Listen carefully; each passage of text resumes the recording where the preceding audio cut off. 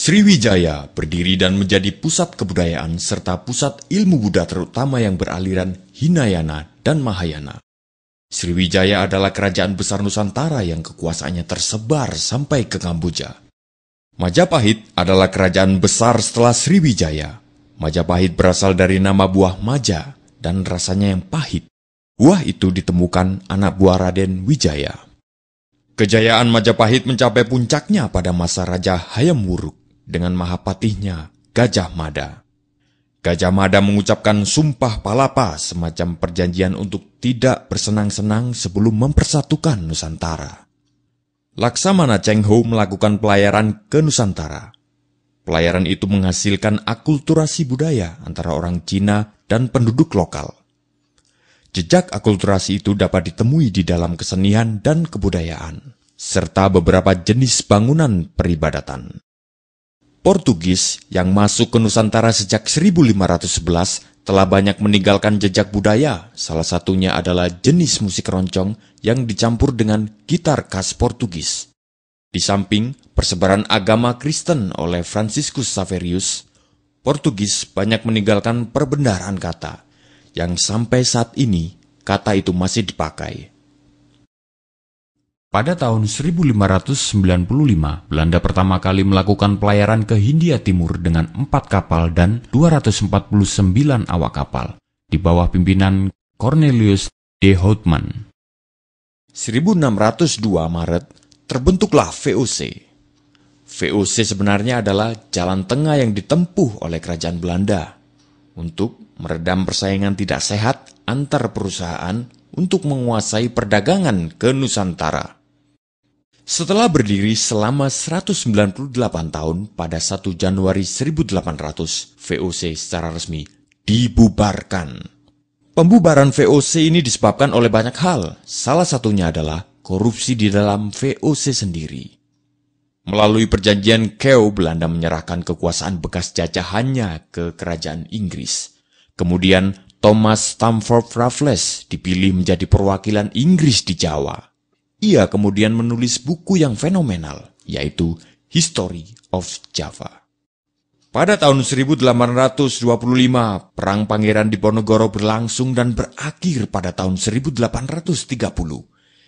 Diponegoro datang dalam sebuah perundingan yang digagas Belanda. Namun, beliau kemudian ditangkap dan diasingkan ke Manado lalu dipindah ke Makassar hingga wafat.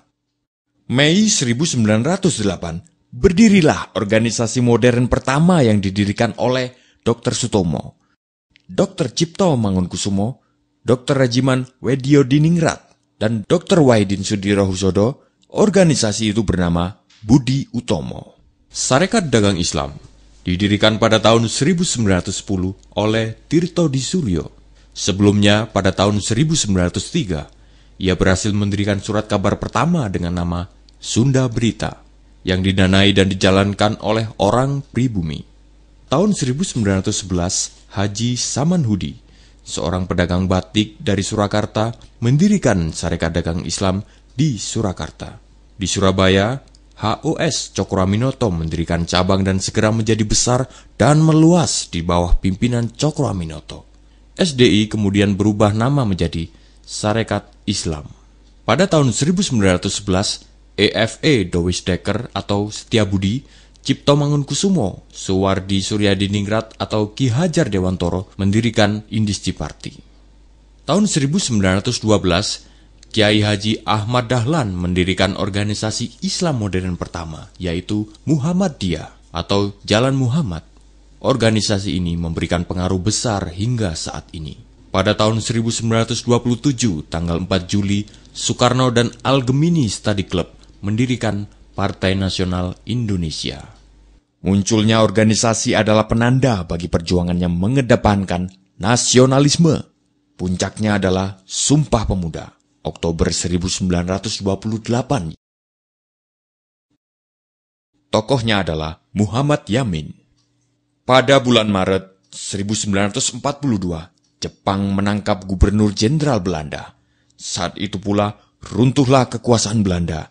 Jepang masuk dengan slogan Saudara Tua, Cahaya dari Timur.